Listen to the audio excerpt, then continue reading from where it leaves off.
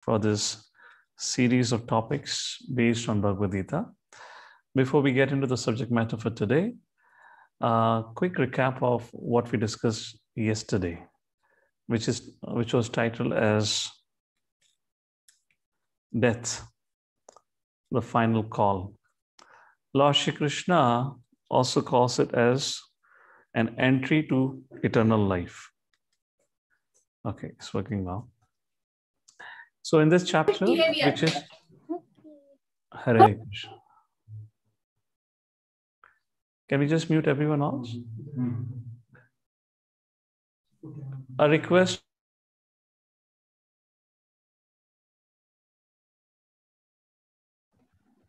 Prabhuji, please unmute yourself, Prabhuji. You're not audible.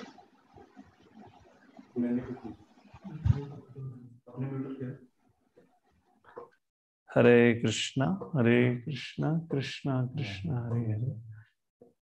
Hare Rama, Rama Rama, Hare Hare. Is that fixed? So yesterday we discussed from the chapter 8, where the chapter 8 began with Arjuna's questions, 8 questions. And the last question was Prayena Kale. At the time of death, which is an inevitable reality for all, or in other words, can be said as an examination which we all are supposed to face. How do we face it? And Arjuna asked, how do we remember you, Lord, at the time of death? The Lord Shri Krishna began to speak about the subject matter, and where Krishna said, Arjuna, antakale chamame vasmaran muktva kalevaram. If at the time of death someone remembers me while quitting the body, such a person attains to my eternal abode. So 2 things being established through this point, or through this 5th shloka of the 8th chapter. 1, the science or the law of transmigration is being explained. 2nd, in general, the modern science or through our education, we have only learned that there is a life only on this planet Earth. Apart from that, we have learned that there is this material world. However, Lord Shri Krishna in this particular verse says there is a world or reality which is beyond this material world, which in the later on verses in the 8th chapter, Krishna says there is no janma mrityu jara vyadhi. There is no adhyatmika, adhibhautika, adhidaivaka klesha. And then later in the 15th chapter, Krishna will tell there is no need of natad bhasate suryo nashashanka napavaka. You don't need sun or moon or any artificial means of electricity or light. Why? Because that world is self-illumined. So Lord Shri Krishna, through this very, very important verse of this chapter of Bhagavad-Gita, establishes how we can transmigrate or how we can face the final exam. And then in the next verse, Krishna gives the very general principle. Yam yam vapi smaran bhavam taya jati ante kalam. Whatever you remember at the end of quitting your life is what accordingly you get your next destination. So then we discussed about, do we really have control on our thoughts? And all of you agreed, no. Even in a healthy situation, we don't have control on thoughts. So how do we ensure that we have the right kind of thoughts, or let's say a thought about the Supreme Lord, so that at the end we attain to his situation or any situation that he would like to attain. So our thoughts are cultivated by our behaviors. We have already discussed this concept of thoughts leading to belief system defining your lifestyle or behavior, and by your lifestyle or behavior further defines your thoughts. The whole cycle was discussed in the 6th chapter of Bhagavad-Gita. So how do we, particularly Krishna focuses here, how do we remember Krishna? Because that was a question of Arjuna precisely. So Krishna says, if you want to remember me at the end of life, you have to do 2 things, the 2 steps.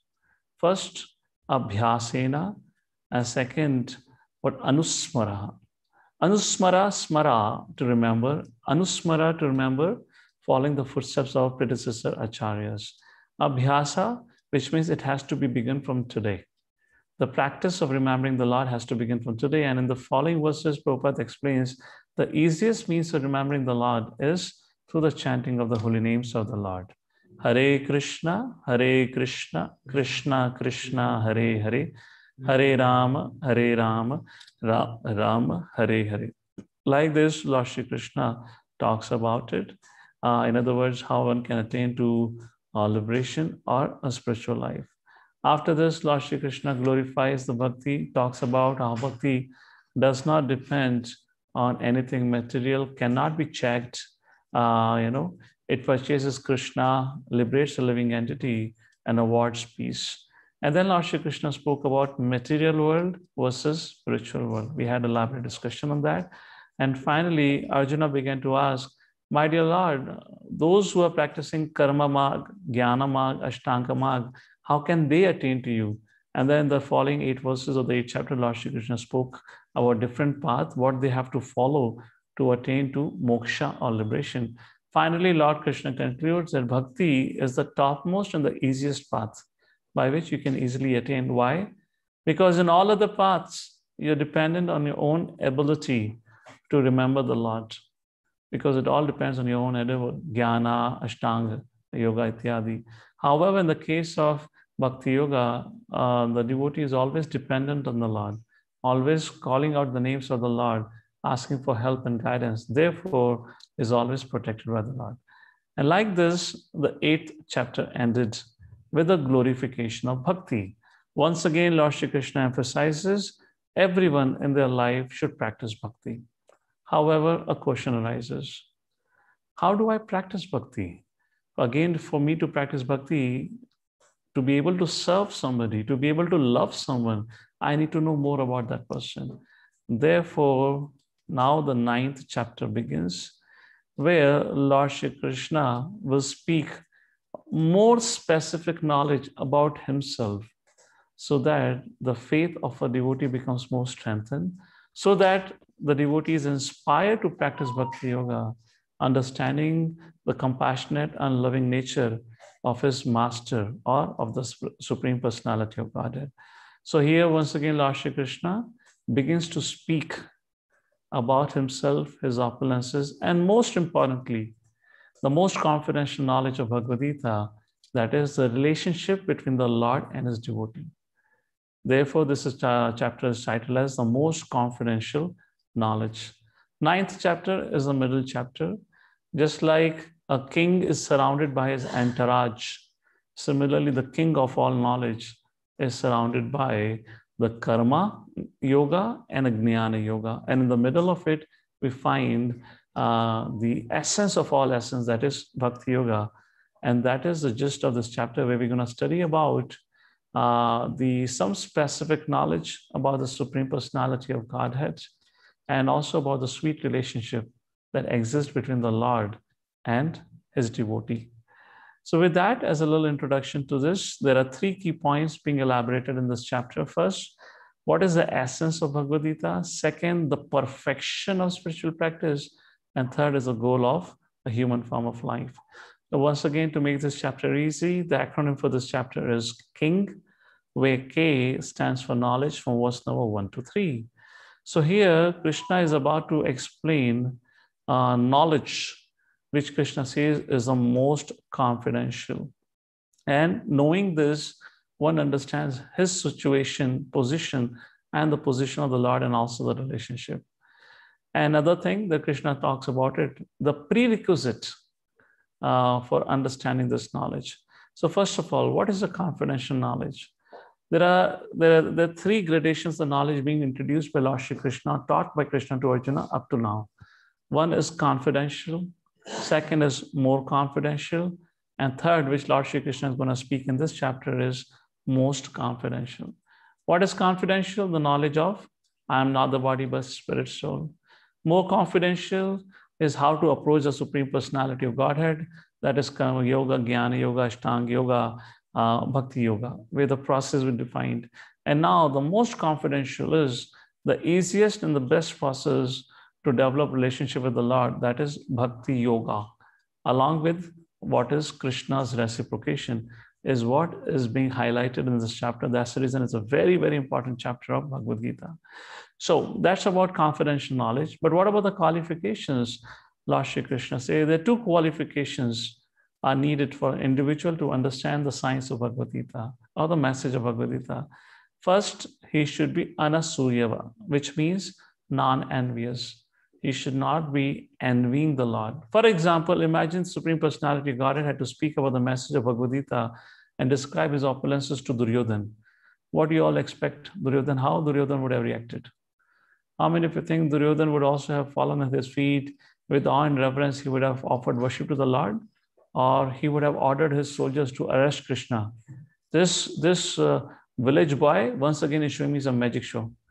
When he came last time to my palace, he showed a magic show by creating a huge form, what people call as universal form. Today he's again showing me some magic show. Yes or no? So envy restricts. So what is the nature of envy? Envy obstructs our vision from seeing the good in others. The nature of envy is such, it impels us or forces us to think that all the glorification in the world is meant for me, not for others.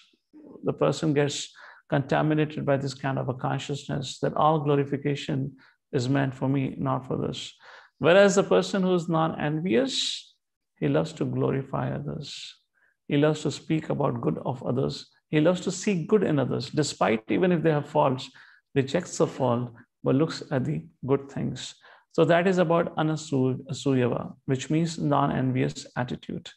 Second, shraddha, faith. Faith is a prerequisite for any subject or for knowledge for that reason. So faith is needed on the Supreme Personality of Godhead, on the message of Bhagavad-Gita. Now, just to give you an example of the power of faith, how it can actually literally move mountains, to give an example, Srila Prabhupada's spiritual master, Bhakti Siddhanta Saraswati Thakur, one of his disciples, his name was Sajjan Das Brahmachari. Very young boy when he joined a Brahmachari ashram, and then Bhakti Siddhanta Saraswati Thakur encouraged him to finish his 12th standard. So when the result came for his 12th standard or the whatever 11th standard, then Bhakti Siddhanta Saraswati Thakur called for Sajjan Das Brahmachari and said, your result have come. And Sajjan Das Brahmachari asked, Guru Maharaj, so what is my result? And Bhakti Siddhanta Saraswati Thakur put his head down and he said, sorry, you have failed. And suddenly Sajjan Das Brahmachari said, no, Guru Maharaj, not possible. The Bhakti Siddhanta said, no, he's just a young boy. Are, what do you mean not possible? You have failed. No, not possible. Bhakti Siddhanta said, why do you say like this? Because I have heard from you, I have heard from my senior God brothers.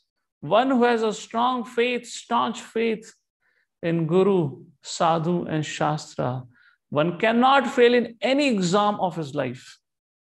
What to speak about of this exam? Krishna says in Bhagavad-Gita, 2nd chapter, 49th verse, Neha vikramanashvasti pratyevayo navidyate so alpamasya dharmasya trayate mahato vayat.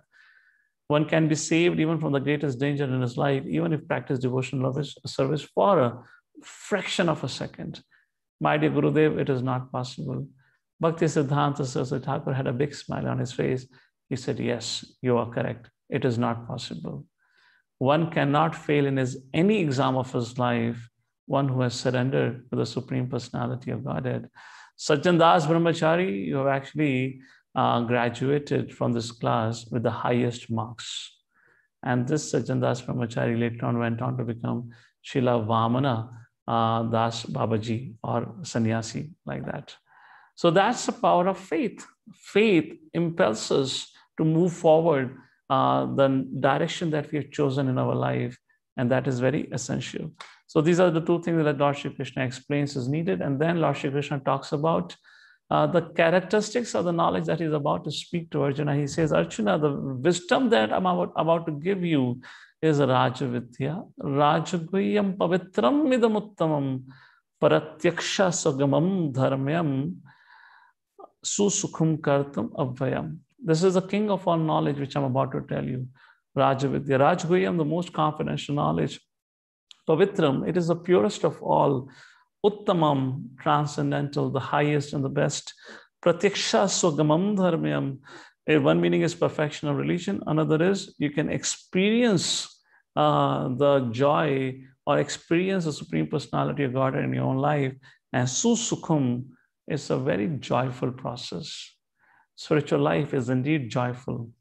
It's not a sad or a morose life. In fact, it is supposed to bring joy in our life. And that's what Krishna says, this knowledge will fill your life with joy. Arjuna was impressed. Susukum kartum abhyam, the last word abhyam, everlasting, never diminishes. Because you may say susukum, all right, but what about, the happiness in this world is always temporary. But Krishna says, no, spiritual happiness is not temporary, is abhyam, everlasting. Arjuna was impressed when he heard this, and he began to ponder, my dear Lord, so why people do not accept this joyful process still? Isn't it a valid question? Susukam kartam abhyam, you eternally become joyful. Then why people don't accept? Lord Shri Krishna explains Arjuna in the 3rd verse of 9th chapter, because such people lack faith. They consider my glorification to be false. Therefore, as a result of their actions, they are forced to take birth again. But now, Arjuna, hear from me about my Shwara Gyan, no knowledge of my opulences. Hearing of this, your faith will become steady. And this brings us to the 2nd section of the 9th chapter, which is called as inconceivable relationship. In this 2nd section, inconceivable relationship, from verse number 4 to verse number 10, Lord Shri Krishna talks about his relationship with the material world and with the living entity. Now, what is the meaning of the word inconceivable? Conceive, which you can understand, which you can hold. Inconceivable, which is beyond your capacity. So Krishna is about to speak about relationships which are beyond our understanding. So don't make an attempt. I'll explain you what it is, just hear it and be happy. So why it's called achintya or inconceivable? Because our tiny brain and limited intellect cannot grasp the complete knowledge about the Supreme Lord. Our limited brain or limited intellect can understand everything about the Supreme Lord, then our limited intellect becomes greater than the Supreme Lord. Understood? Supreme Lord means unlimited, which means it cannot be fathomed by our limited intelligence. We cannot understand him fully, but we can know him as it is by hearing, not trying to understand through logic. That is the point here. So Krishna begins to impart knowledge about an inconceivable relationship, through which he tries to explain that how he is the cause of creation, maintenance, and destruction, yet he is aloof from this creation. How does this creation happen? Krishna explains it happens through his desire. Krishna desires, and the material energy performs the action and fulfills the desire. Now you may wonder, how is it possible? Well, this is done in even our life. We desire and our desires are fulfilled. Any example? Yes, Google search. Your Google search and you type the recipe of Kashmiri pulav. You want to eat Kashmiri pulav today and you go and say Kashmiri pulav. You get the recipe of Kashmiri pulav. Similarly, on Mac, Siri does it. On your Amazon devices, Alexa does it. On Google, Cortana, not Google, Microsoft Cortana does it, right? Now you have Google Assistant, which voice recognition. So you may tell them, I want to know the nearest restaurant. It's like genie out of the bottle. And suddenly your desire is fulfilled. So the technology have further strengthened our idea that I'm a controller, isn't it? We are made mini gods. And the Prakriti is Google, Siri, Alexa, etc., etc. That's the reason people are crazy about it. And that is how the creation happens, where Lord desires and the universal Google search engine, which is Prakriti, manifests the desire. Therefore, Krishna tells in the 10th verse, I am the Supreme Director. Maya Dhyakshen Prakriti Suyate Sachara Acharam. He tunanena kanteya jagat viprarivartate. This material nature, which is one of my energies, is working under my direction. O son of Kunti, producing all moving and non-moving beings. Under its rule, this manifestation is created and annihilated again and again. And for that, Prakriti is responsible for creation and maintenance, but working under the direction of the Supreme Lord. So some key concepts are being cleared or explained through this verse. First, Krishna is the Supreme Personality of Godhead is established because he says, Maya Dhakshena Prakriti, the material energy functions under my direction. Second thing, a lot of people say, or some people, ignorant people say, when Lord descended to this world, he also get covered over by the material energy, or he's also bound by the laws of karma. Well, it is contrary to what Krishna says here. Krishna says, I am never affected by the laws of this world because I am the controller and the director. So that is being made clear here. Third, Krishna says, everything, suyate sa chara acharam, everything is created for me, which means I am present everywhere because everything is mine. Yet I'm aloof from the whole creation. You remember the example of unseen is proven by the seen, or seen is proven by unseen? The father's car key on the dining table, and the son comes back, sees the car key, but remembers the father because that represents the energy of the father. Thus, this knowledge of the Lord being present, non-present, simultaneously also exposes our inability to comprehend the glories and the opulences of the Supreme Personality of Godhead. So what is the goal of this verse? To invoke awe and reverence towards the Supreme Personality Godhead, to stop considering him as a mortal being like us. That is a point. He is a Supreme Director, and we are tiny, tiny director trying to control some living entities here and there. The next, Arjuna thought, my dear Lord, you create and pervade universal unlimited planets. Your form is full of bliss and knowledge. You're the source of Mahavishnu.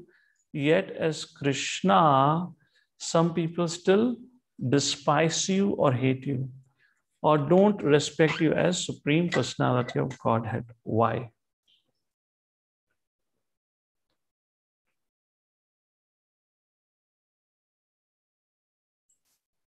And this brings us to the third section of this chapter 9, where N stands for non-worship. In this section, Lord explains that there are different people understanding him different ways or manners according to their level of consciousness. There are many who misunderstand the Supreme, where they consider Supreme Lord to be like a human, an ordinary human being. For example, Duryodhan, Shishupal, Dantravakra, Jarasandha, they all thought Krishna to be a mortal being. Second kind of misunderstanding, which is being described in this series of verses from 11 to 25. First is a mortal being. Second is all Devatas are same. There's no difference between Brahma, Vishnu, Mahesh, Ganesh, Varuna, Vayu, Ityadi, etc. They all are same. However, Lord categorically establishes here, and have established in the 7th chapter also, that all the Devatas are my limbs. I am not, they and I are not same. They're my part and parcel. Third misunderstanding about the Supreme Lord is where people reject Supreme Personality of Godhead all in all, and they say nature is supreme. This category covers both Mayavadis as well as the modern day atheist, or the atheists in general, who reject the existence of the Lord, and they consider nature is responsible for everything, and they try to manipulate nature independently and then create mess in the society.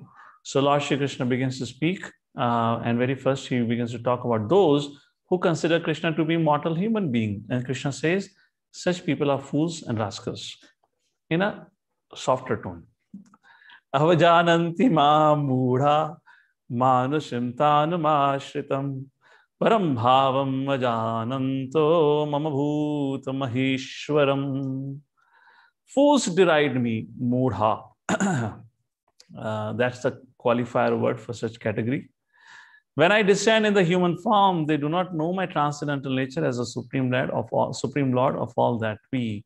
So such people think that the Lord, Krishna, became Supreme Lord by performing some tapasya, but they fail to understand that he is worshipable deity of all. One of the very senior member of the Brahma Kumaris, long ago, I remember, I saw on Asta TV, this is almost 10, 15 years ago. She was up on the public program and she was saying, Krishna, you all worship Krishna as a Supreme Lord. He is not a Supreme Lord. He became Supreme by meditating on the Supreme. So who is that Supreme? Shiva, Shambhu. Now when they talk about Shiva and Shambhu, all these people, actually they're not talking about the Shiva as a deity. For them, Shiva what means auspicious. Shiva also means eternal. So they consider him to be that eternal, unmanifested form without any form. So they say, oh, Shiva, he meditated on Shiva, and therefore he became Shiva in the end. Like that, they speak about it. That's the point here. So they say tapasya. From his childhood, Krishna used to perform tapasya. That's why he became great. So you also perform tapasya. I'll also perform tapasya. We become the same great person. So these are the address for such kind of categories of spiritualists. Then Arjuna thought, my dear Lord, what is the destination of such kind of spiritualists or fools, for an example? Krishna says, Arjuna, those who reject my form, mogasha, moga karmanu, moga jnana vichetasa, rakshashim asurim chaiva, prakritim mohinam shritaha. Those who are thus bewildered are attracted to demoniac qualities and atheistic views. What is a demoniac view? Demonic means they want to claim themselves to be the Supreme Personality of God. Like Hiranyakashipu, Ravana, they're called as demons. Although they're born in a Brahmana family, but they're called as demons. Why? Because they hated Lord. They wanted to usurp the position of the Lord. So who are demons? Who want to become the Lord. And these are what called as Mayavadis. These Mayavadis are those spiritualists who in the garb of a spiritual life, they misled the life of everyone in the society by claiming you are God, we are God, and there is no God, because we all are God. So these are called as demons. Now, what is atheistic view? Atheistic view is where they think the God does not exist, the non-existence. And the goal of the life is to enjoy senses. Life is all in all. This is a single life. Gratify your senses. This is the objective of human form of life, which refers to modern science and the modern culture and society for that. In this deluded condition, their hopes for liberation, moksha, is washed away. Their hopes for fruitive activities are also gone, and their culture of knowledge is all defeated. How their hopes for fruitive activities? Because once they die, and people can die at any point of time, everything is finished for them, because for them, nothing exists after that. And because they have lived a life in an atheistic and sinful way, they further go down to the lower species of life. That's the reason all their hopes are shattered for a happy life. That's the meaning about it. So Arjuna began to ponder again. Arjuna thought, my dear Lord, who are those who respect you? Who are those people? Lord Shri Krishna answers in the 13th verse. Mahatmanastu mam partha daivam prakritamashritah vajanti ananaya manaso gyatma bhutadim avyayam. They are called as Mahatmas, not the Gandhi family. That is not the Mahatmas here. So Mahatmas. So anyone can take a word from Bhagavad-Gita and put it back to them. So that doesn't mean they actually represent that. So what is the quality of Mahatma actually? Daivim prakritimashritah. They are under the divine energy of the Lord. Bhajanti ananayo manaso, and they are always engaged in my devotional service. Jnanatva bhutadim avyayam. Knowing this truth, they do not deviate their attention to anything else. So two signs of Mahatma under the protection of the divine energy, internal energy of the Lord, that is represented by Srimati Radharani, which means they are never ever contaminated, bewildered by the external energy. They're completely aloof for the conception of I and mine, from the conception of the body, from the conception of nationality, nationalism, gender, racism, whatever, which is born out of bodily identification. They're completely aloof of it.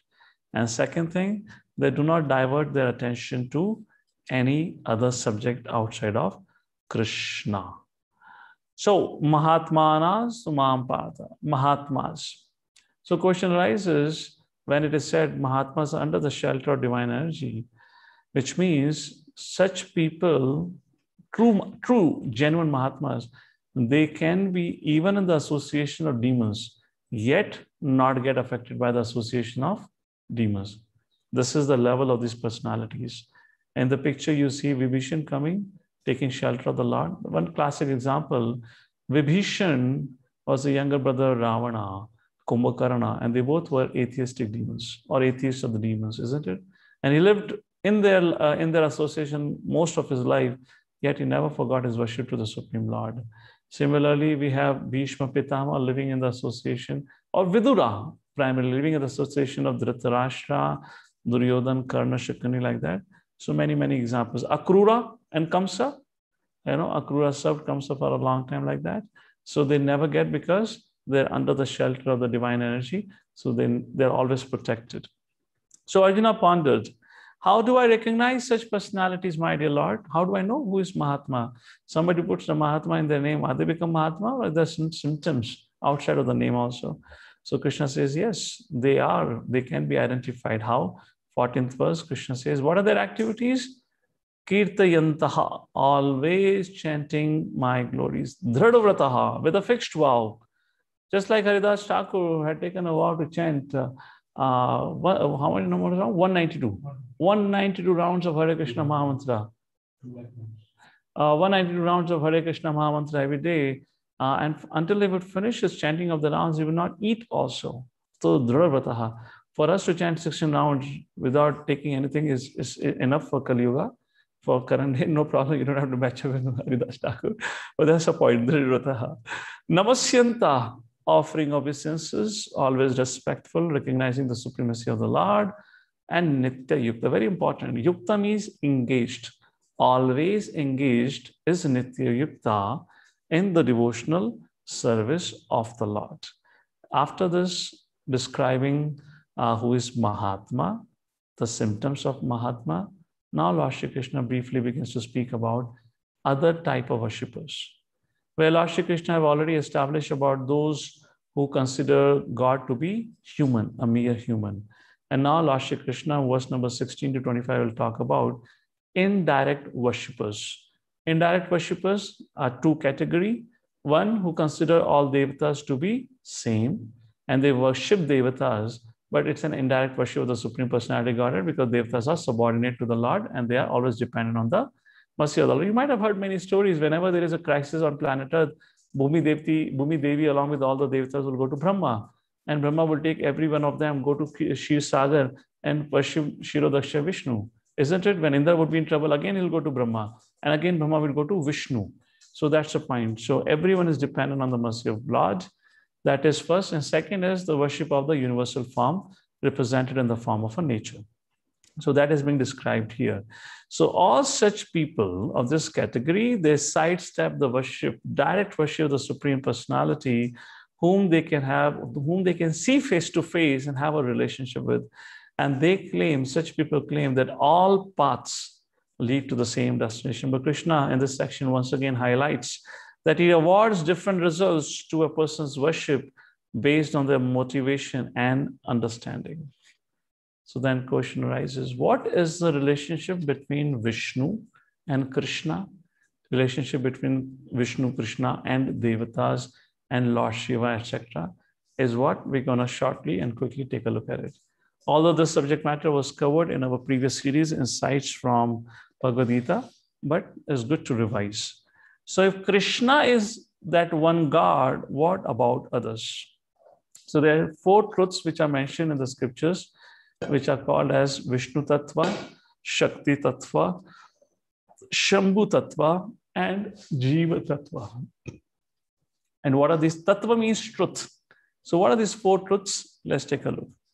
Vishnu Tattva. So Lord exists in these 4 truths: Vishnu, Shambhu, Shakti, and Jiva Tattva. What is Vishnu Tattva? According to Narada Pancharatra, Krishna expands himself into 3 incarnations. So yesterday, I believe that was young girl Deepti or Dipali. Deepti, I believe, right? Missing the name, who were asking this question about incarnation and expansion. So incarnation in Sanskrit means avatar. So I'll quickly talk about it after on the next slide. So here Vishnu Tattva refers to both expansions and incarnations. So right now we are quoting a verse from Narada Pancharatra, where it is said, Vishnustu trini rupani, Vishnu exists in 3 roop, which is called as Purusha Avatara. And what is this Purusha Avatara? Where Krishna takes these 3 forms of the Vishnu for the purpose of managing, maintaining, creating, and destroying this material universe. And these Purusha avatars are Mahavishnu, Garbhodaksha Vishnu, Kshirodaksha Vishnu. What is the responsibility or role of Mahavishnu? From him, all the universes manifest. Garbhodaksha Vishnu is an expansion of Mahavishnu who enters into the universe, from whose Garbha comes Brahma. And then Garbhodaksha Vishnu expands into Kshirodaksha Vishnu, who manifests as Paramatma in the heart of every living entity.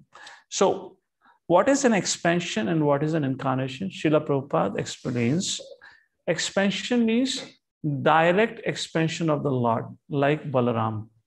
These are called to be expansions. But expansions of expansions are called as incarnation. And Prabhupada refers from Chaitanya Charitamrita, where Krishna Das Kaviraj gives an example. Just like you have one original candle, and from that original candle, you light up other candles. So there is one original candle. So Krishna is that original candle. But from that, you have lighted up all of the candles. But yet the candles are candles, which means there is no difference between incarnation and expansions, except for the Supreme Lord and all others, which means all these Vishnus are same. Yet they are not as complete as a Supreme Lord. So there is one Supreme Lord who expands, and the expansions of expansions are called as incarnation. So there are 6 kinds of avatars which are described. What we just discussed is Purusha avatar, where Mahavishnu, Garbhodaksha, Kshirodaksha Vishnu.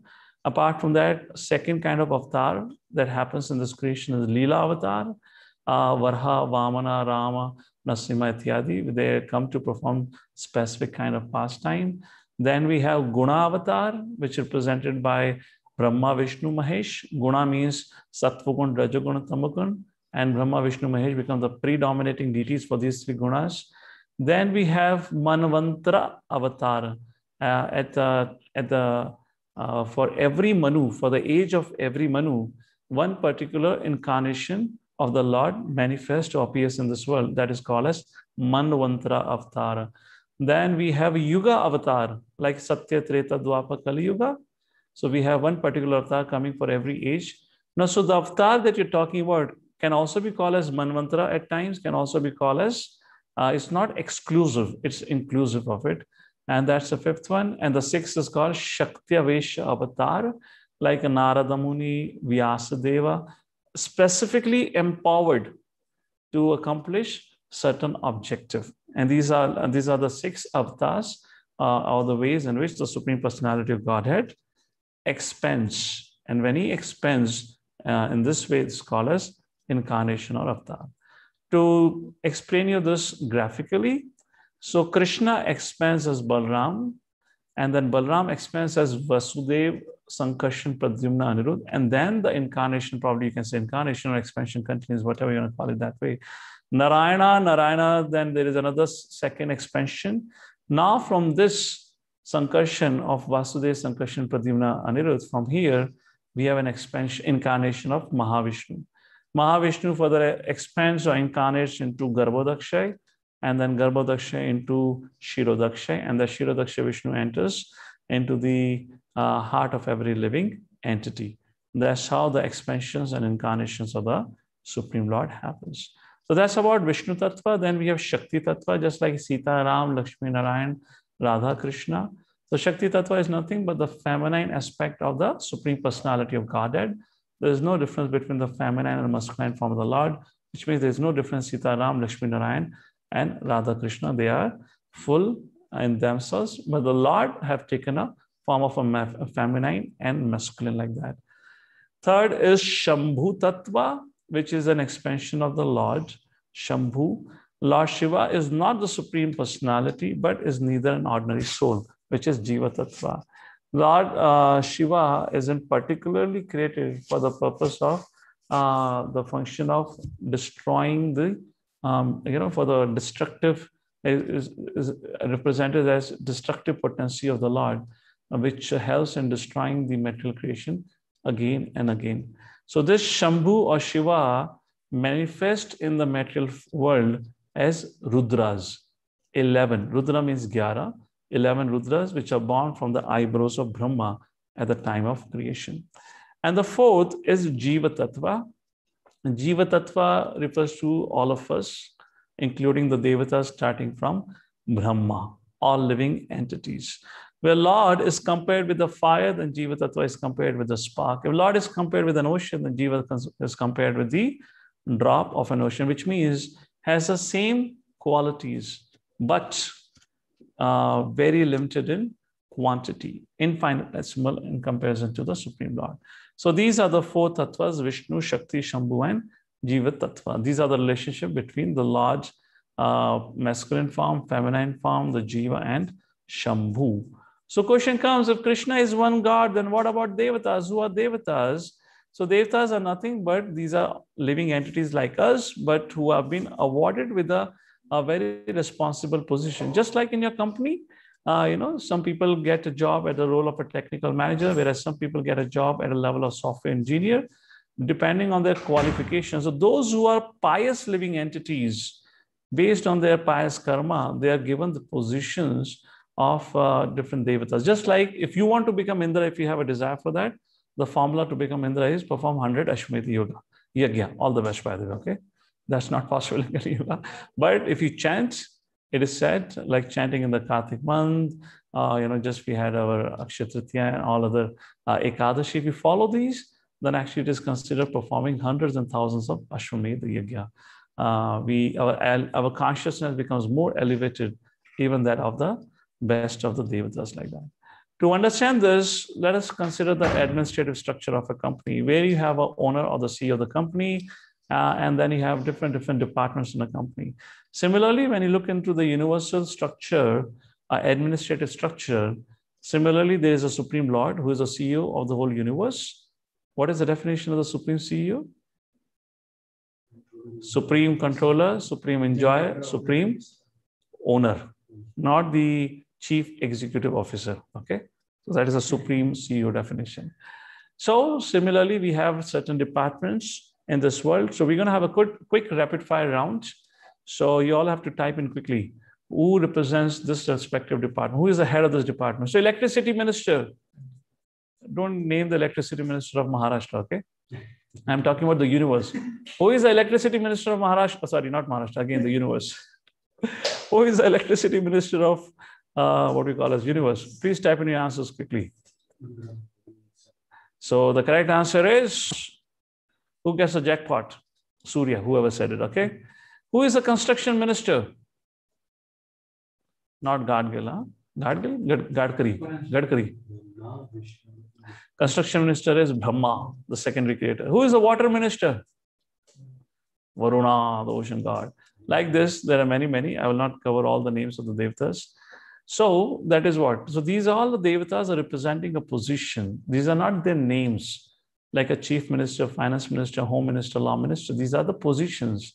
These are not the names of these living entities. All right.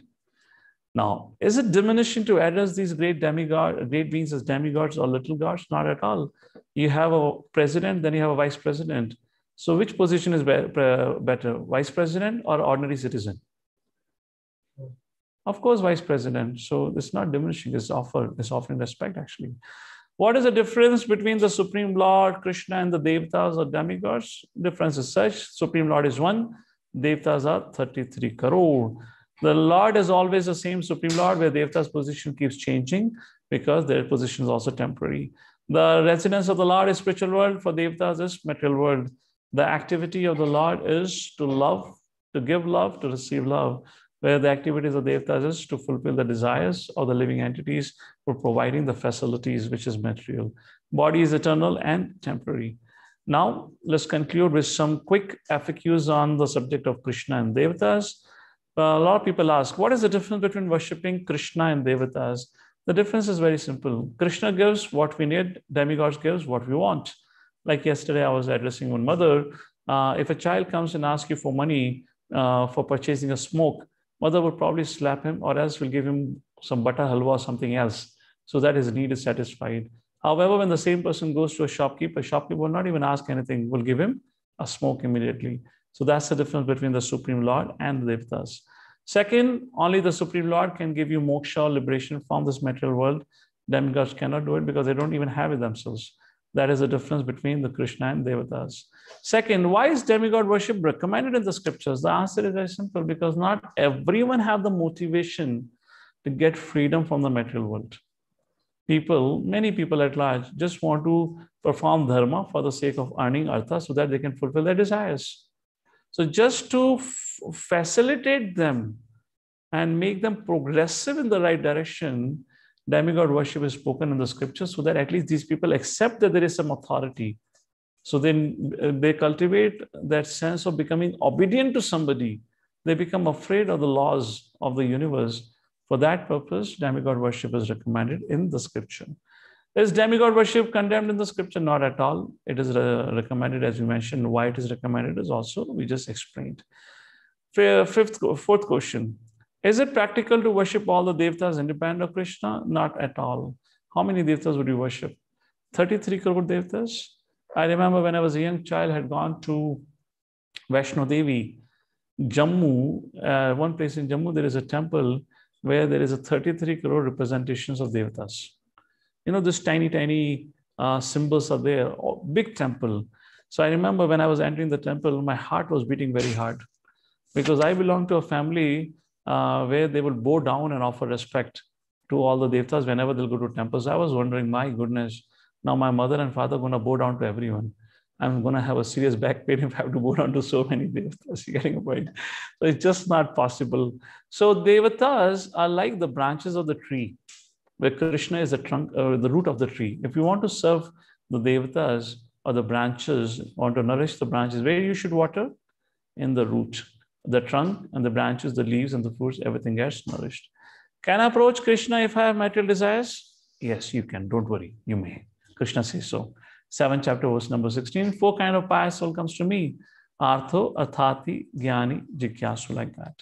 Will the demigods get angry and punish me if I divert my attention to serving Krishna?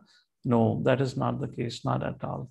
They would not get angry or punish you. Rather, they would be very, very happy that finally this person has recognized my Supreme Master and Supreme Lord and is getting aligned properly. So they would not. These are just misunderstandings, confusion, or rumors which have been spread around by people just to keep humanity at large confused about it. So in conclusion of this discussion, Lord Shri Krishna concludes with saying that ultimately Krishna is the supreme object of worship. Thus, Bhagavad-Gita establishes the personal form of the Lord to be the highest and most complete manifestation of the Supreme, and encourages us to make the right choice.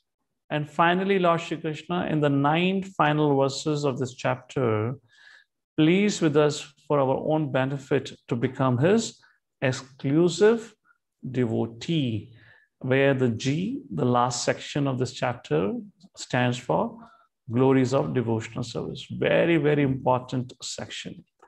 And Krishna speaks these 9 verses just to help us to make the right choices. Let's take a look. Where it begins with very classic verse, where it is mentioned Bhakti is so simple that anyone can perform. Patram pushpam phalam toyam yo me bhaktya payachati tad aham bhakti uphritam ashnami prayatatmanaha. If one offers me with love and devotion a leaf, a flower, a water, or fruit, I will accept it. Bhakti is thus very simple. What is the only qualification? That it should be with bhakti. We should have a sincere desire to serve the Lord. Then Arjuna thought, my dear Lord, what about those who do not have the desire right now? Who do not have that feeling or the emotional love for the Supreme Lord? What about them? How can they perform devotional service? Lord Shri Krishna says, all right. 27th verse of 9th chapter, let them perform Nishkama Karma Yoga. Yad karosi, yad asnasi, yad chuhosi, dadasi, yad tapasyasi kanteya, tat kurashvamad arpanam. Whatever you do, Arjuna, perform it for my sake, for my pleasure. Religious duty, do it only for Krishna. Whatever you eat, eat only prasadam. Whatever charity you give it for propagating the cause of Krishna consciousness. Whatever austerity you perform in such a way that it pleases the Lord. Like the austerity of getting up in the morning, austerity of following Ekadashi, the chanting of the holy names of the Lord, reading and hearing scriptures. These are the austerities for the modern day, and to keep a distance from sinful activities. And among all of these, the greatest austerity for the mankind today is to stay away from social media. There is no bigger austerity ever existed in the creation or for the mankind than not to get glued to the social media, internet, or TV. If we can restrict that, we're making tangible advancement. And what is the result of performing Nishkam Karma Yoga? Krishna says such a person will soon become purified and eventually come back to me. He would gain freedom from all pious and impious activities. Then Arjuna thought, my dear Lord, well, you're just speaking about your devotees. What about those who are not your devotees? Krishna says, Arjuna, I'm not biased. I am namidvishti asti na priya. Arjuna, neither I envy anyone nor anyone is priya, dear to me. What is the first line for this verse? Namidvishti asti. That's the second line. Just skip my head. Fine. So I envy no one, nor samoham sarva bhuteshu. That's the line. Samoham sarva bhuteshu namidvishti asti apriya. Samoham, I am aham is I. Sarva bhuteshu, I am sama, equal. Name dveshti, I do not envy, nor do I priya, nor anyone is priya to me. But whoever renders service unto me in devotion, his friend is in me, and I'm also a friend to him. So in other words, Krishna says, those who are my devotees, I definitely give them special attention. But in general, I am unbiased towards all living entities, just like the sun. Sunlight falls in the house of a demon as well as in the house of a divine or of a saintly person. So I'm not partial. But Krishna says in 30th verse, Apichesu duracharo bhajate mamanyavan. Even if my devotee commits the most abominable activity, if he is engaged in devotional service, he is to be considered saintly because he is properly situated in the determination. It doesn't mean such a person keeps on committing sinful activities week after week. No. Somebody might have committed some sinful activity because of the situation and the force of his nature. But if he is fixed up in his devotional practice, such a person is considered to be saintly. Why? Because very quickly, such a person will get purified of his sinful nature by his determined devotional practice. But Arjuna was not convinced. Arjuna said, my dear Lord, how can such a person be considered sadhu, one who has committed sinful activities? Krishna became angry and he said, Arjuna, he quickly becomes righteous and attains lasting peace. O son of Kunti, I want you to declare, Name bhaktya prayashyati, my devotee never perishes. Arjuna thought, my dear Lord, why are you asking me to declare? You speak about it. Krishna said, Arjuna, the battle has not begun. After 18 days of battle, you will thank me that I told you to promise. Why? Because I will break my promise for the sake of protecting our devotee. Therefore, I can break my promise, but I would never ever break my devotee's promise. Therefore, you should declare boldly that my devotee never perishes. Ahead in 32nd verse, Krishna says, Arjuna, even those who are unqualified by birth, even they can attain perfection if they take my shelter. Then what to speak of those who have got birth in a qualified brahmanas, families, or devotees, or great people like saintly kings? Even those who are impious can become pious by taking shelter.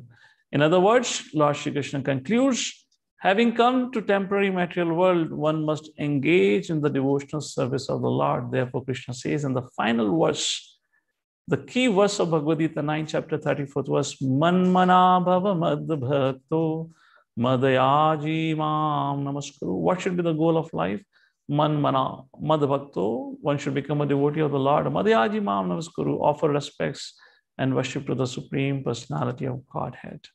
So mind can never be empty. Manmana, engage your mind. So how to absorb mind in Krishna? We should take up responsibilities. We all should have some responsibilities towards Krishna. Like all of you have responsibility towards your family, towards your bodily maintenance or physical maintenance, towards your education, towards your profession. Similarly, all of us should have some service towards the Lord, where we are accountable, where we are in anxiety that I need to do some service for the Lord. And for all of you who have just got connected, that one responsibility is becoming fixed up in chanting the holy names of the Lord, becoming fixed up in following the regulative principles of the Lord, and then gradually extend it by taking some service where you can render some actual, sense engagement in the service of the Lord, like that. So, help in organizing festivals, different ways can be. And like this, all of us should take an opportunity in our life to become Krishna conscious. With this, we come to the conclusion of the 9th chapter. I hope I have kept the time right on time. So before we conclude, the acronym for today's chapter was King, where Lord Shri Krishna began to speak about the highest knowledge, Rajavidya, Rajguyam, Pavitram, Idam Uttamam, Pratyakshvagamam Dharmyam, Susukham Kartam Abhyam. The qualities of such knowledge is Rajavidya, Rajguyam, Pavitram, Uttamam, transcendental. Pratyakshvagamam Dharmyam can give you an experience of a highest form of religion. Susukham, blissful. Abhyam, never ending and everlasting. And that's how Krishna begins the chapter, to help Arjuna become steady in his devotion. And then Krishna talks about his opulences, that his inconceivable relationship with the world, where Krishna is in the world and is not in the world, like that is being explained. And then Krishna begins to talk about the kinds of people who misunderstand Lord. The three kinds of misunderstanding, where one considers Lord to be a mere mortal human being. Second misunderstanding, where they consider all gods to be same. Third, where people worship the nature to be highest without the husband or the father. In other words, where nature represents Prakriti, so they try to worship Prakriti or accept Prakriti as to be the supreme. So Krishna talks about these categories of people, also talks about Mahatma and the symptoms of Mahatma, and also the destination of these people who indirectly are worshiping the Supreme Lord. Finally, we saw about the relationship between Krishna, Vishnu, Jivatmas, Devatas, when we describe about all those things. And finally, it concludes with the glories of Bhakti from the last 9 verses from 26 to 29. The first thing was Patram Pushpam Phalam Toyam. Bhakti is very simple. Then Arjuna said, my dear Lord, you're always talking about your devotees. What about those, my dear Lord, what about those who are not able to render devotional service in such a consciousness? Let them perform Nishkam Karma Yoga, Yat Karosi, Yadasnasi, Yajuhosi, Tadasi Yat. Then Arjuna thought, my dear Lord, you're only talking about your devotees. What about others? Those who are not your devotees. Then Krishna says, Arjuna, Samoham Sarvabhuteshu Name Dveshtiya Sina Priya. I'm equal to all. I do not envy or like anyone, or no one is dear to me. However, devotees are dear to me because they're always in me and I am in them. And then Krishna says, Apiche Suduracharo, even such a person commits a mistake, is still to be considered Mahatma because it's always fixed up in my devotional service. And then Krishna says, Arjuna, you should declare it boldly. Name Bhaktya Panashiti, my devotee never relishes. Such is the sweet relationship between the Lord and his devotee, where Lord is always willing to protect his devotee as a service, as his loving reciprocation towards his surrendered devotee. And with that, the 9th chapter ends. But question remains, my dear Lord, I have understood the importance of bhakti. I have understood, about your inconceivable relationship. But yet, for me to be progressive and to remain steady all my life, I still need some experiences of your presence in the whole creation. How can I experience you? How can I see you? How can I see you in this whole creation is what will be discussed in the very, very beautiful section of Bhagavad-Gita titled as Chapter 10, where tomorrow's theme is Seeing God Everywhere.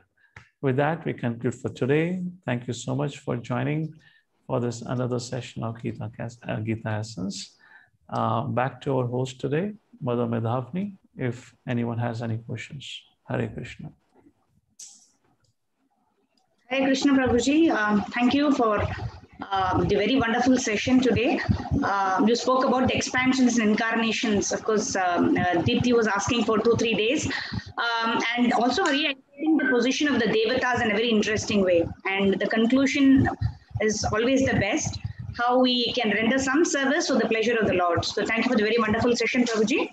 I hope all of you enjoyed today's session. So some quick announcements before we begin the Q&A.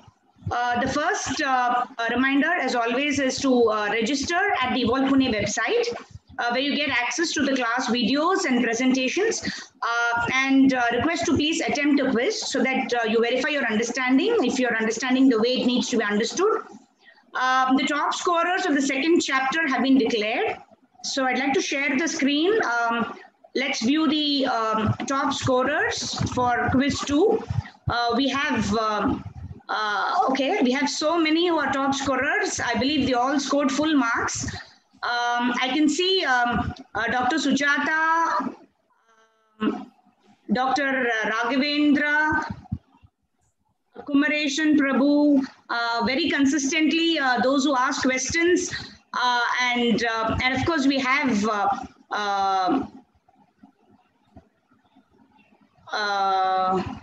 okay.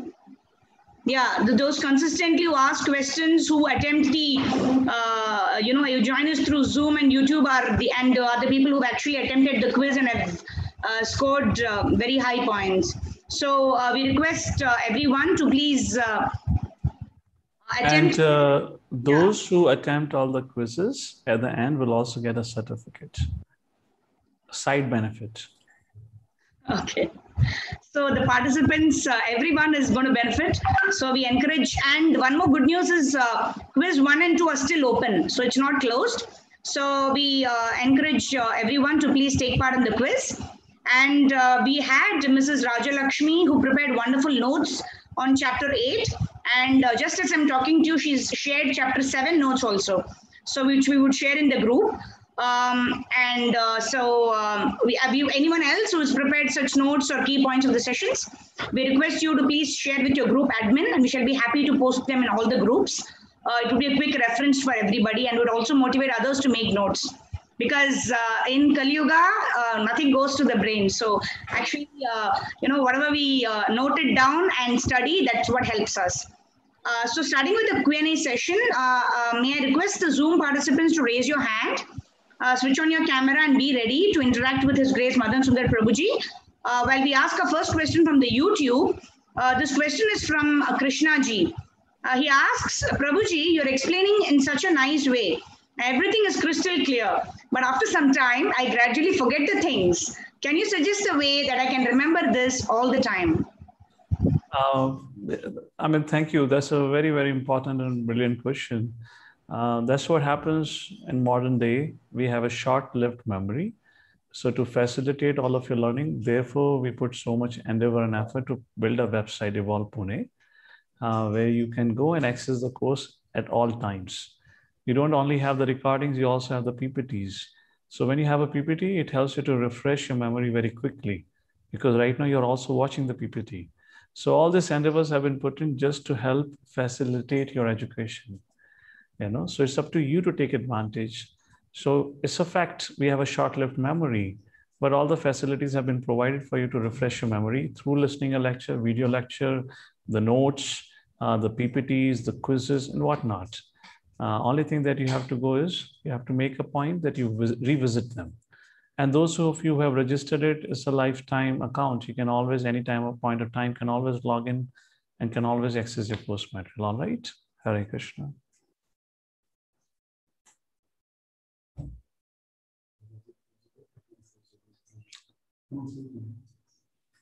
Okay, so looks like our host is probably has got what they call frozen. Otherwise, so can I just, in the meantime, have my access here on YouTube? So I see a question. Tarun Shukla ji is saying, Prabhu, there are 330 million demigods, but still they're not helping our country to get over this COVID. Does Krishna not want them to help us? Well, actually, that's not the point. Am I audible, right? What thing is going on? Okay. I'm asking a question which is asked on YouTube by Tarun ji. Tarun, is not like that. We have already discussed about why bad things happen to good people. It's all because of karma. There is something called as individual karma. There is also something called as collective karma. So why do we get such a massive bad reactions? because there are sinful activities being performed. And rather than punishing individually, the situation is created in the environment or in the world where there could be a pandemic, there could be a world war, there could be an act of terrorism, natural disasters, whatnot, where a lot of people have to face severe consequences. So you're looking at the consequences and thinking about, oh, there were innocent people who were suffering because of the wrath of the nature and whatnot. But please look in the background of the lives of the people. Of course, I'm not indicating to anyone particularly here, but I'm talking about all of you are aware of how much sinful activities are happening in the world today. So much innocent killing of innocent animals. I believe there were statistics where 100 million or 100 billion animals are killed every year. Can you imagine?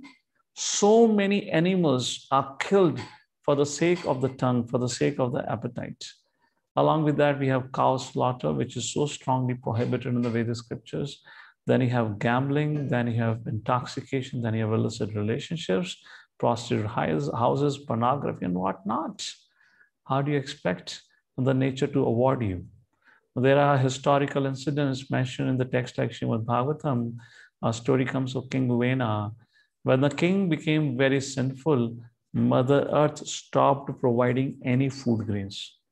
So much so the whole country, the whole world had to starve to death, literally. And finally, Lord Vishnu had to interfere. So you have to see the reality of the world in a larger picture, not one-sided. All right, Tarunji, I hope I could answer your question. Tarun is asking again, Prabhu, is Balram also demigod, elevated soul? No. Krishna, Balram is Krishna's expansion, Vishnu. So Balram is Vishnu, incarnation like that, expansion. Ravi Shekhar is asking how Lord Vishnu is different or related to Shri Krishna. I just explained the Vishnu Tattva like that. In terms of qualities are not different. The example is given of an original candle and lighting up other candle. But the original candle is yet different in 4 base qualities. Venu Madhuri, Rupa Madhuri, Leela Madhuri, like that. There are 4 qualities which are only unique to Krishna. Krishna is the only one who holds flute, who performs childhood pastimes like this. So there, Rupa Madhuri is the most beautiful. There's a pastime of gopis searching for Krishna in the Vraj, and when they came across Narayan, they were not even once attracted to Narayan. They said, oh, Vishnu, thank God we found you. Have you seen Krishna anywhere? Did he go in this direction or that direction? And Narayan was confused. Show me some respect.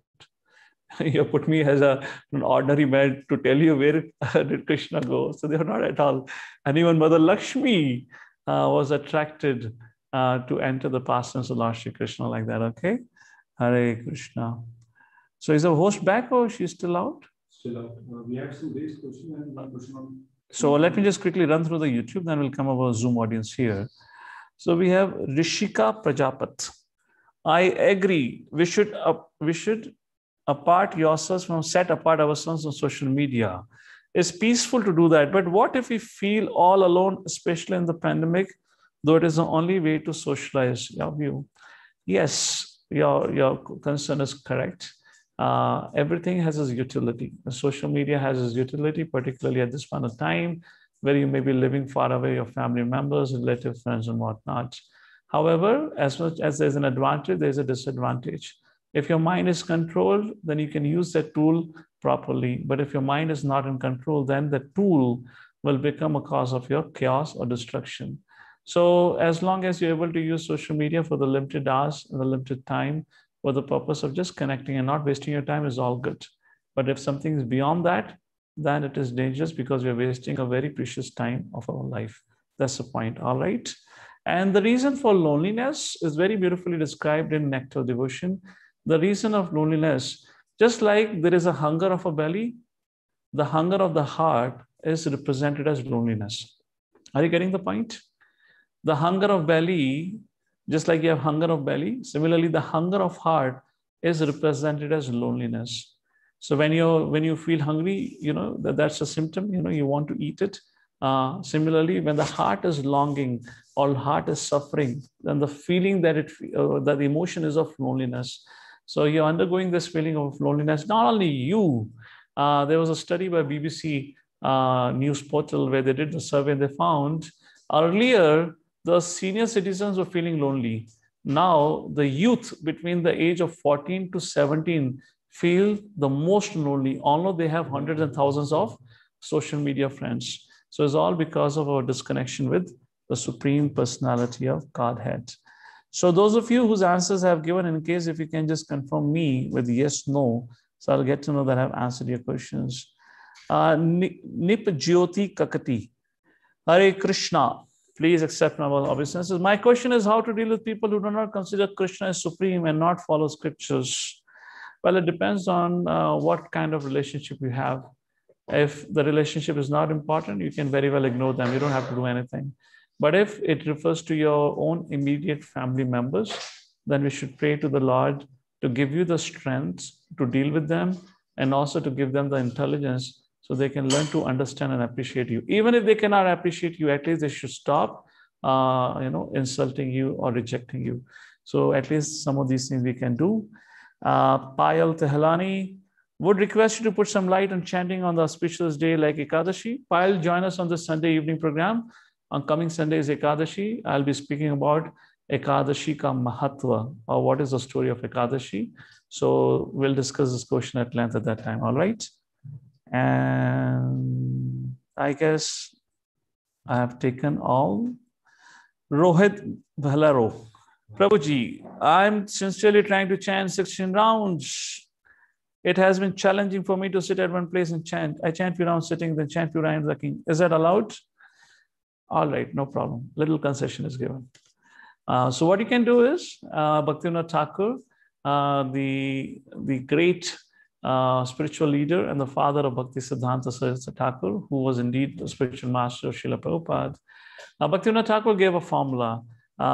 At least sit straight for 25 minutes to half an hour, which means chant 4 rounds without disturbance. And if it becomes too uncomfortable for your body after that, then you can go and chant 1 round, walking around, again come back and sit for 4 rounds. So if you're chanting 16 rounds, which means effectively you'll be chanting almost 10 plus rounds or 12 rounds while sitting. How many rounds walking?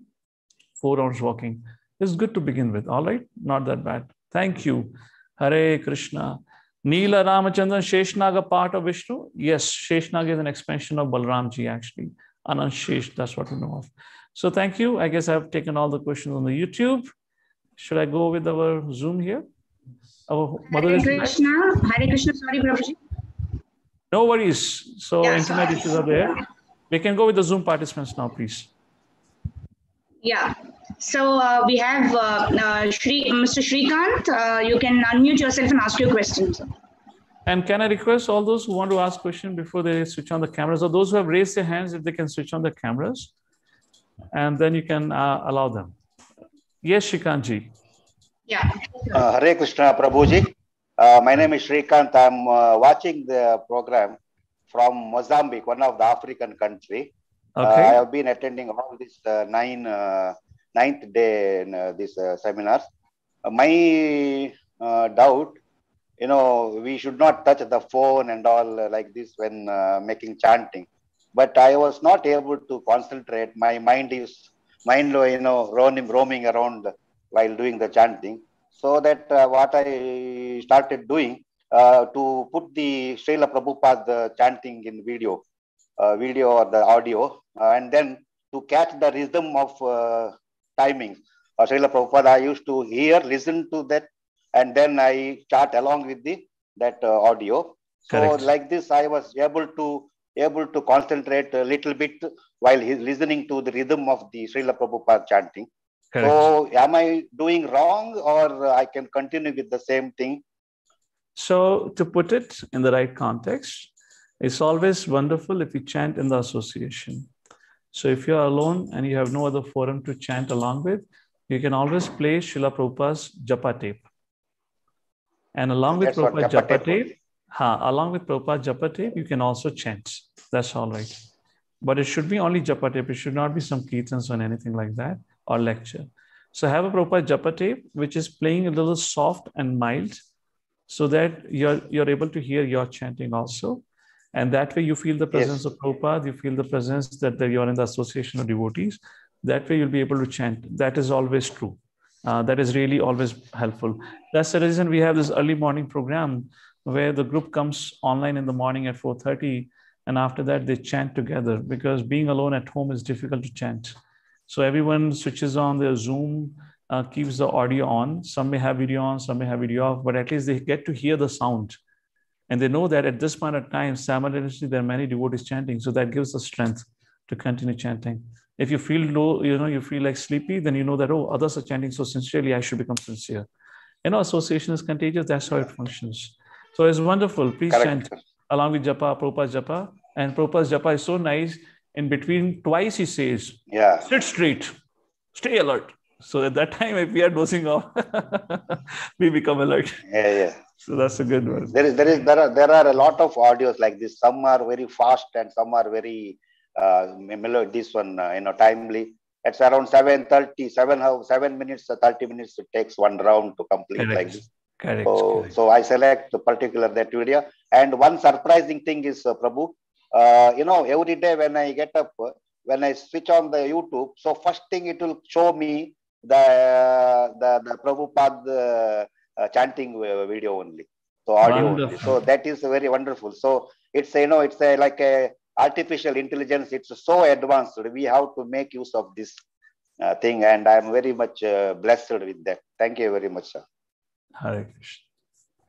Hare Krishna. Hare Krishna. Hare Krishna. Thank you, Prabhuji. I would request Nokia who's raised their hand, to please rename yourself and also switch on your camera. Sonali ji, you can unmute and ask your question. That's our Mataji from Kerala. Oh, Nokia too? Yeah. I'll make Sonali ji, you can ask your question. Wait a second. He answered the question. My question, if we start chanting, so people start like there should be vast difference. Like if suppose it's my personal experience, suppose I'm chanting, right? So if I scold or if I do something wrong, oh, you have started chanting and how can you do like this thing? So people started doing that. So that time it's really annoying, like not annoying exactly. If we chant, the people around you expect like change in you, like as if you're doing something, so it should be shown in your behavior. So sometimes it is really like that. You can't cope up with the situation and you feel like whether I'm doing right or wrong. I know I'm doing it right, but it should not reflect. My question, I think, already answered halfway. We have to pray for God. Let others support us for that. Correct. So it's a very, very important question. And it's the thing which many times we face challenge in the society, where people laugh or mock at our spiritual practice and may speak sarcastically. So two ways of looking at it. One way of looking at it is we have to really be conscious of our behavior now, because once we take to the spiritual path, we kind of become in a limelight in the society, where everyone look at you with a lot of caution. And is it really practicing or is it faking? That's the mood they have. So you have to become very conscious of your behavior because now you're representing the Supreme Personality of Godhead and you have to be responsible, respectful, like that. First thing up. Second thing, you have to also understand, we are undergoing a treatment right now, and treatment of a disease which we had with us for millions of lifetimes. So it will take a short while. It's not that overnight will be a transformed person next morning and tomorrow morning you will have 2 extra hands holding a conch and a lotus, and your husband or brother or son will expect you, mother should be becoming a Vishnu Duta or something. That doesn't happen. We have to be realistic about it. So therefore, Lord Shri Krishna in the very beginning of Bhagavad-Gita says, very important principle, Mataspashastu Kanteya Shitoshna Sukadukada Agama Paino Nityastam Stitikshva Bharata. Krishna says, very first thing that a spiritualist need to cultivate is art of tolerance. In fact, devotees have a great ability to tolerate. So the quality of a sadhu is shown by his ability to tolerate provoking situations, one of the statements of Prabhupada. So we need to tolerate, just like you tolerate cooking in the summer season and the winter season comes, isn't it? So whatever situation you put into it is temporary situation, it would change. Do not react to it. So please go and read second chapter, verse number 14 as a homework for you, where this concept is given, and focus on this concept of tolerance. It is something that we all need to focus on, because we all would have to go through a lot of things in our life, not just because we are practicing bhakti, in general. So we need to understand one of the practical applications of Bhagavad-Gita is about this message that no situation is forever. Today, there may be some people criticizing you, but tomorrow there will be people who will be praising you. Therefore, Krishna says, Sukhe dukhe samay kritva labha labha jaya jayo. In other words, sukh, dukh, labh, alabh, victory or defeat become equilibrium. Don't get elated when you get success. Don't get depressed when you fail, because both are temporary situations. Hare Krishna. All right, Sonali. Thank you, Prabhuji. Prabhuji, there's a question that came on the Zoom chat. So you mentioned about Brahma Kumari's question related to that. It says, different. We are calling Creator as Krishna. Your internet is poor. I will read out the question. Can't hear you. So where is that question posted? Is in the end? No, Prabhuji. Chat. Okay, I got the chat. So I'll read out the question. According to Brahmacharya, Shiva, Ishvara are different. We are calling Creator as Krishna. They will call as Ishvara, remaining all are same to same. According to Brahmacharya, so what is the question here? Please forgive me if there is any mistake. Hare Krishna. I don't get the question. They're saying according to Brahmacharya, Shiva and Ishvara are different. We are calling Creator as Krishna. They will call as Ishvara. Remaining all are same to same. So I think the question is the understanding correct or not? Understanding correct or not of what? About what? Like remaining all are same to same. Is that right or no? It sounds like Mayavad to me. Mayavad means which you cannot understand. I really cannot understand the point what is going on right now. See, what is the definition of Ishvara? Ishvaraha Parama Krishna Satchidananda Vigraha Anadiradir Govinda Sarva Karana Karana. So the point is Shiva and Ishvara are different. So Ishvara is, according to Brahma, who apparently is the father of Shiva in the material world, says, who is Ishwar? Krishna is Ishwar. And regarding Brahma Kumaris, the point is being raised, first of all, they don't believe in Vedic scriptures. So I don't know if they don't believe in Vedic scriptures, from where do they get knowledge about Shiva or Ishwar and all that, So anyways, that's a little hodgepodge thing which goes on. They probably don't even understand themselves what they're doing, something they're doing. So leave it. Anything else? Okay. Yeah. Jeta ji, you can unmute and ask your question. Hare Krishna, Prabhuji. Yes, Uncle. Hare Krishna. Prabhuji, जो वेद व्यास जी हैं वो भगवान के साहित्यिक अवतार हैं. Okay. Brahma नहीं, विष्णु. नहीं, भगवान के साहित्यिक अवतार. हाँ, भगवान करेक्ट. मुझे लगा आपने कहा ब्रह्मा. Okay, yes. भगवान का आदि. हाँ जी. तो उनके हिसाब जो विष्णु पुराण है, उन्होंने 18 पुराण लिखे हैं. करेक्ट. जिनमें से विष्णु पुराण भी एक है. करेक्ट. विष्णु पुराण के हिसाब से भगवान रामचंद्र या भगवान कृष्ण जो है उनके अवतार हैं. ओके. इवन भगवान रामचंद्र का आप रामचरितमानस पढ़ो. ओके. तो उनके मतलब छाती के ऊपर भृगु मुनि का वो मतलब जो पद चिन्ह है.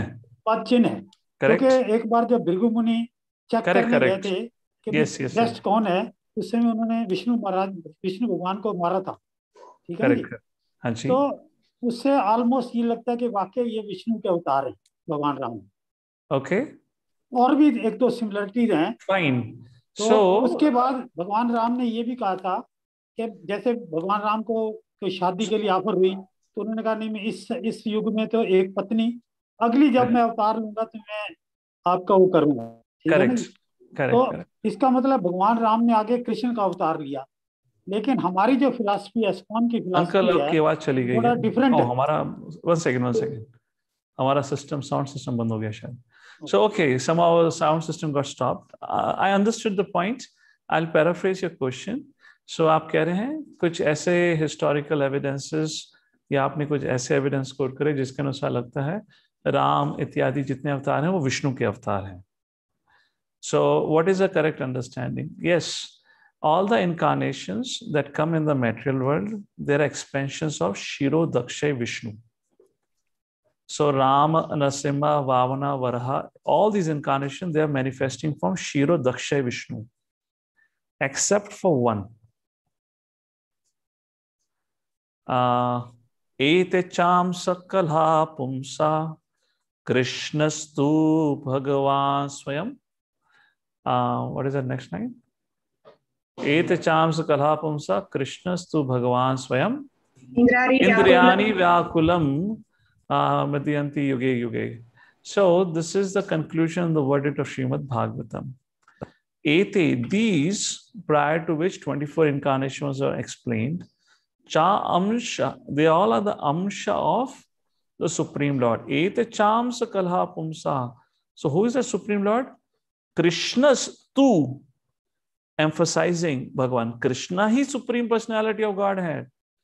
उन्हीं के सारे अंश हैं. So scriptures explain it is Krishna when he comes to the material world. He does not come through Shiro Daksha Vishnu. Krishna descends in the material world through his complete Goloka Vrindavan and along with all his companions. So therefore Krishna appears once in a day of Brahma. Therefore all of us are so fortunate. Just 5,000 years ago, Lord Shri Krishna appeared. We are so fortunate to be part of this particular Yuga cycle, which is not there for any other Yuga cycle for the rest of the day of Brahma, like that. So that is the understanding of it. Now, some evidences for it. 11th chapter of Bhagavad-Gita, आगे हम आगे जाके पढ़ेंगे, जहाँ अर्जुन के कहने पे कृष्ण अर्जुन को अपना विराट रूप दिखाएंगे, राइट?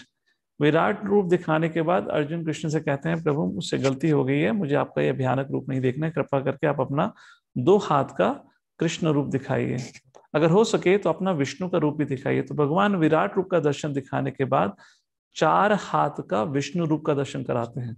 ये 11वें अध्याय में लिखा हुआ है, आगे पढ़ेंगे, भगवद-गीता में ही लिखा हुआ है.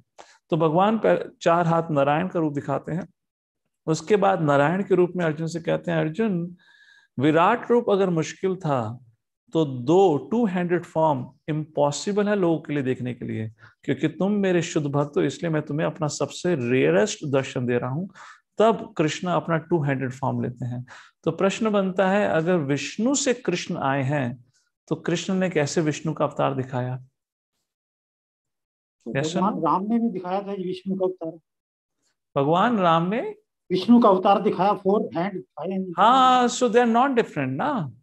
सी अगेन, आप उस तत्व को समझने का प्रयत्न कर रहे हैं अपने लॉजिक के द्वारा, जिसको आप समझ नहीं सकते तत्व को. You are trying to put the powers of brain in our tiny brain, कि भगवान ने अगर ऐसा करा तो वैसे कैसे. For example, 1 + 1 according to our understanding of mathematics is 2, but in spiritual mathematics 1 + 1 is not 2, 1 + 1 is 11. Now you prove it. That is your homework. This is spiritual mathematics. So please do not try to put this permutation and combination कि ऐसा हुआ तो वैसा हुआ.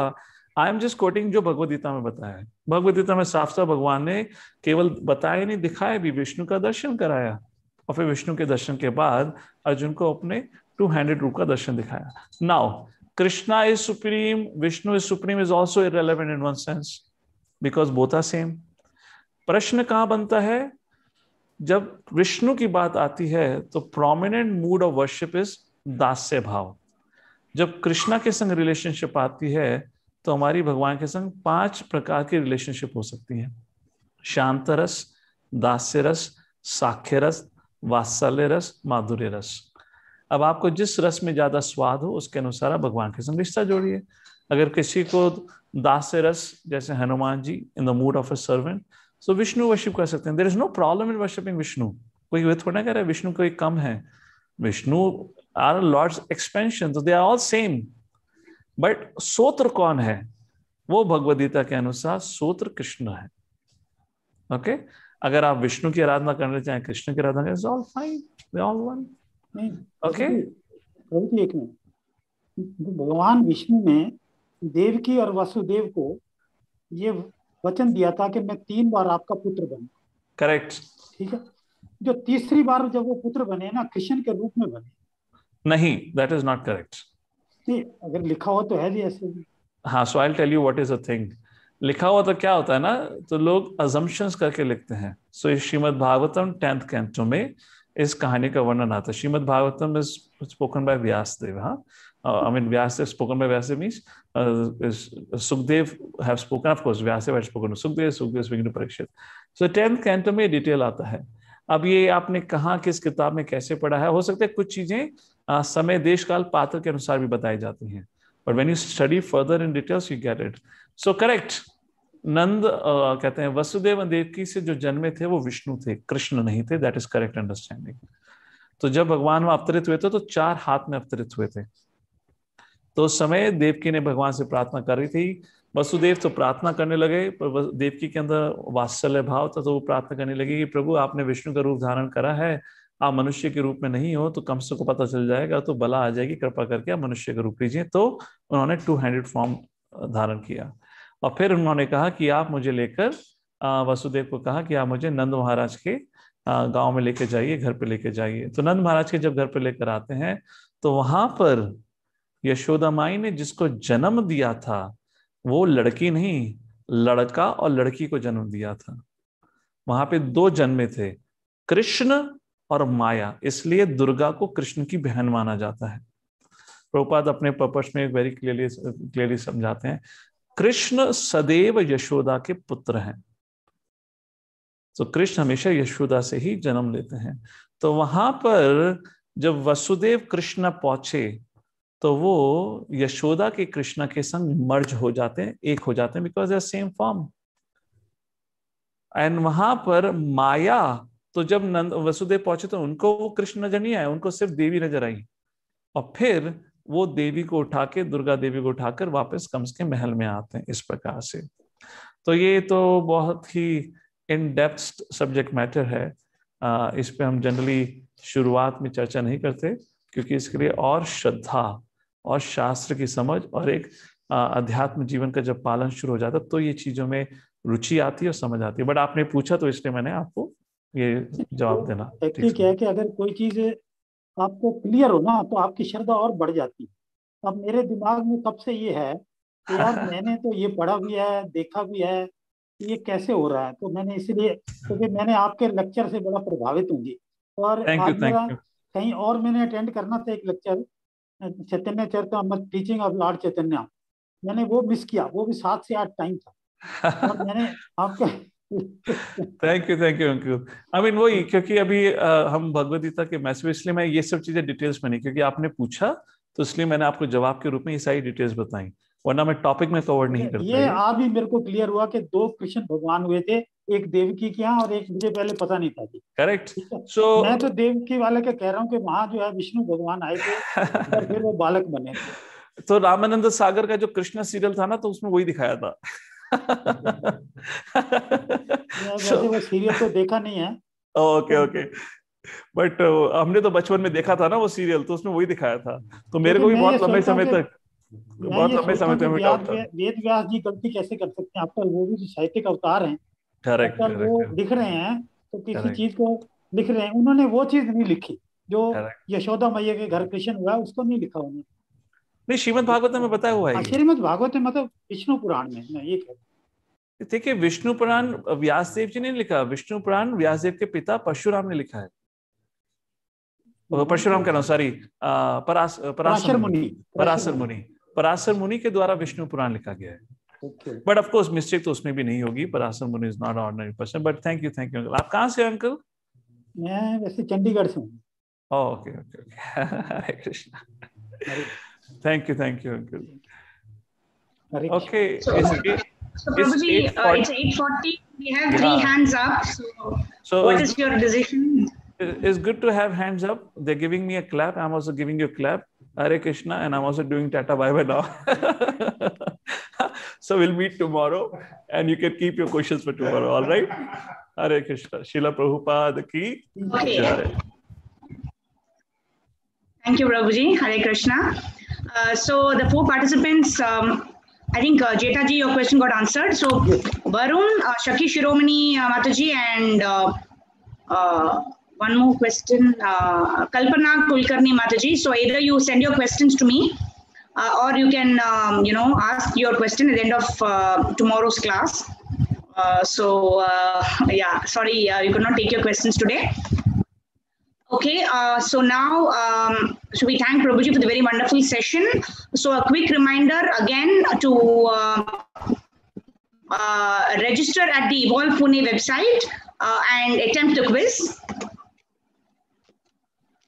And so that's it. So very important thing is like tomorrow we're going to meet, like Prabhuji said, we're going to actually experience Krishna in all the things that we see. So that's the most important chapter, which is the 10th chapter of the Bhagavad-Gita tomorrow. So we request everyone to log in at 7 p.m. sharp, the 10th topic of the series based on the 10th chapter of the Bhagavad-Gita. So we thank all of you for attending the session today on Zoom and YouTube. So until we meet tomorrow, please take a good care of yourself.